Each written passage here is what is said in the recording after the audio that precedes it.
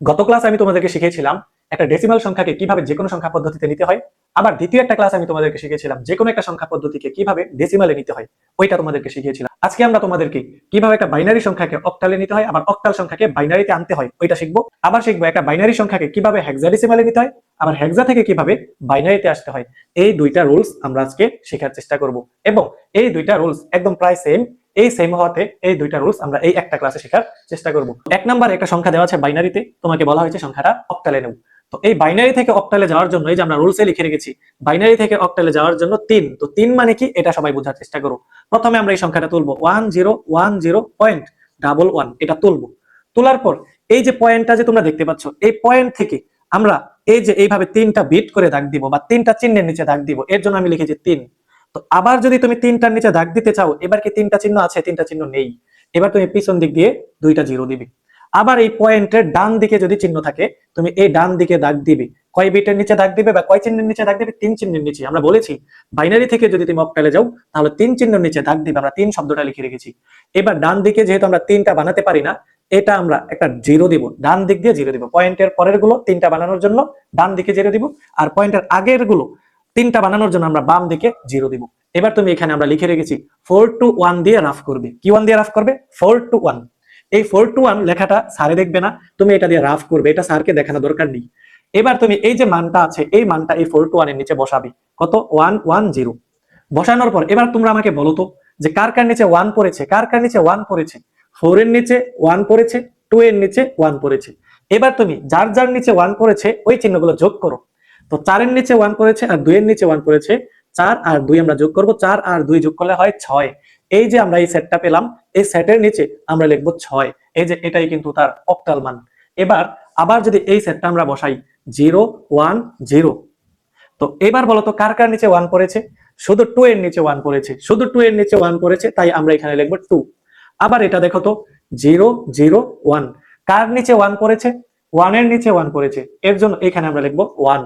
এবার তুমি সমান সমান দিয়ে এই যে সংখ্যাগুলো লিখে দিবে 1 2, এই যে এখানে একটা পয়েন্ট আছে না, এই পয়েন্ট দিবে, এরপর লিখবে 6। এই যে সংখ্যাটা আসলো না, এই সংখ্যাটা অক্টালে আসলো। তাহলে আমি তোমাকে আবার বলছি, একটা বাইনারি সংখ্যাকে যদি তুমি অক্টালে নেও তাহলে তোমাকে 3টা করে বিটের নিচে দাগ দিতে হবে। কিভাবে দিতে হবে এটা আমি শিখিয়ে দিলাম। আর রাফ করবে 4 to 1, এটা স্যার দেখবে না, এটা স্যারকে দেখানো প্রয়োজন নেই। তুমি এইভাবে এই মানগুলো বের করবে। এবার আমরা 2 নাম্বার অঙ্কে কি লিখেছি খেয়াল করো। একটা সংখ্যা আছে অক্টালে, বলেছি এটাকে বাইনারিতে নেওয়ার জন্য। তো আমাদের রুলস কি বলছে? রুলস বলছে একটা অক্টাল সংখ্যাকে যদি তুমি বাইনারিতে আনো তাহলে একটার নিচে একটা দাগ দাও, একটার নিচে একটা দাগ দাও। তাহলে এই যে 4 আছে না, এই 4 এর নিচে একটা দাগ দিলাম। 7 আছে না, এই 7 এর নিচে একটা দাগ দিবে। এরপর পয়েন্টের পয়েন্ট দিবে। 2 আছে না, 2 এর নিচে একটা দাগ দিবে। এরপরে 5 আছে, এই 5 এর নিচে একটা করে দাগ দিবে। এই যে আমরা বলেছি অক্টাল থেকে বাইনারিতে নিলে একটার নিচে একটা দাগ দিবে। আর যদি বাইনারি থেকে অক্টালে আসি, ওইটা তো তোমরা বুঝেছো, প্রতি 3টার নিচে দাগ দিবে। এই যে আমরা এটা লিখে রেখেছি। এবার আবার তুমি এই যে রাফ করবে কত দিয়ে? 4 to 1 দিয়ে তুমি রাফ করবে। তো চলো তো আমরা 4 to 1 দিয়ে এটা রাফ করি। রাফ করলে কত হয় দেখি। এটা কত এবার বলো, রাফটা কিভাবে করতে হয় ভালো মতো বোঝার চেষ্টা করো। এখানে যে 5 আছে, তুমি আমাকে বলো এই 3টা চিহ্নের ভিতরে কোন জিনিসগুলো যোগ করলে 5 হয়। তুমি বলবে যে স্যার 4 আর 1, 4 আর 1 যোগ করলে হয় 5। তাহলে যেগুলো যোগ করলে 5 হয় ওইগুলোর নিচে তুমি 1 দিবে। তাহলে 4 এর নিচে 1 দাও, আর 1 এর নিচে 1 দাও, আর এটা যেহেতু লাগেনি এটা তুমি 0 দাও। এই যে এটার মান এসে গেল 101। এবার কিন্তু অক্টাল থেকে বাইনারি মান আসছে। এবার 2, তুমি আমাকে বলো বা তুমি নিজে এটা এখন জানো যে এই 2 আনতে কারে কারে লাগে? 2 আনতে শুধু 2 কেই লাগে, বাকিগুলোতে 0 দিবে। তাহলে এটার মান আসলো 0 1 0। এবার 7 আনতে কাকে কাকে লাগে? 4 2 6 6 কে 7, 4 2 6 6 কে 7, তিনটাই কিন্তু লাগে। এই তিনটার নিচে 1 দিবি। তাহলে 7 মানে 111। এবার 4 আনতে কাকে কাকে লাগে? 4 আনতে শুধু 4 লাগে, বাকিগুলোতে কি 0। তাহলে এই যে মান আসলো 100। এবার আমরা ইকুয়াল দিয়ে মানটি লিখবো 100,111.010,101। এই যে মানটা আসলো এটাই আমাদের বাইনারি মান। তো আশা করি সবাই এটা বুঝতে পেরেছো। তো যদি তোমরা বাইনারি থেকে অক্টাল যাওয়া পারো এবং অক্টাল থেকে বাইনারিতে আসা পারো, তাহলে তুমি অবশ্যই বাইনারি থেকে হেক্সা, হেক্সা থেকে বাইনারিতে আসা তুমি পারবে। একদম সেম ভাবে কাজটি করতে হয়। তবে বাইনারি থেকে হেক্সা যাওয়ার জন্য আগে তো আমরা বাইনারি থেকে অক্টালে যাওয়ার জন্য 3 বিট করে দাগ দিয়েছিলাম।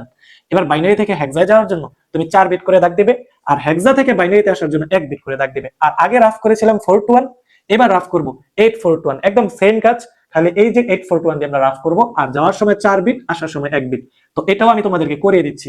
তো প্রথমে আমরা প্রশ্নটা তুলি 101110.11।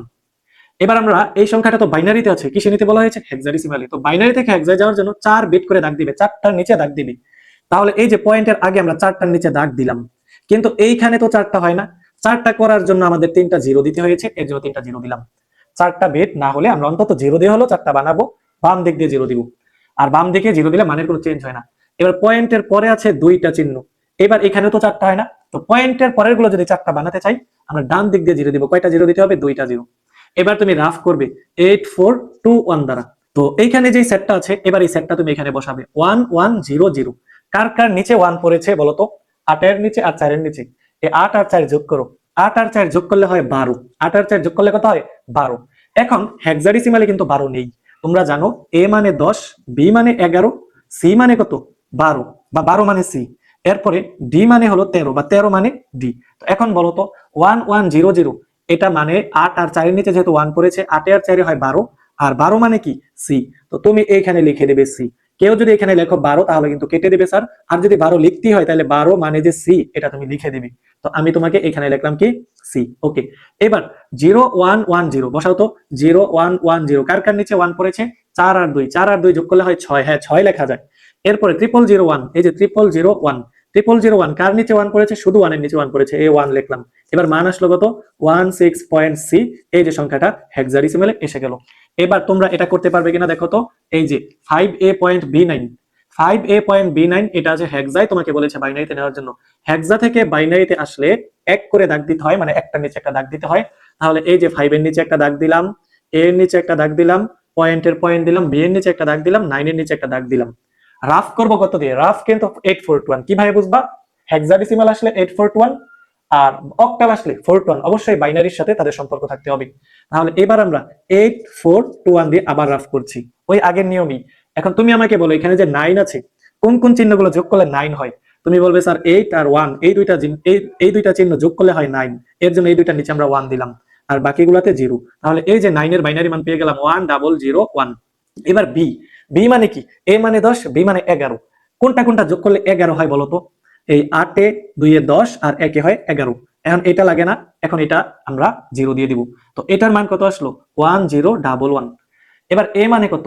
তোমরা জানো এ মানে হলো 10। 10 কোনটা কোনটা লাগে আনতে? 8 আর 2 হয় 10, 8 আর 2 হয় কত? 10। এখন 8 এ 2 যদি 10 হয় তো 10 তো হয়েই গেল, আর তো কিছু লাগবে না। এখন বাকিগুলোতে 0 দিলাম, তাহলে মান কত আসলো? 1010। 5 আনতে কত কত লাগে? 5 আনতে লাগে 4 আর 1, 4 আর 1 এ হয় 5, আর বাকিগুলোতে আমরা 0 দিয়ে দিলাম। তাহলে মান আসলো কত? 0101। এবার আমরা এগুলো এখানে লিখে দিব।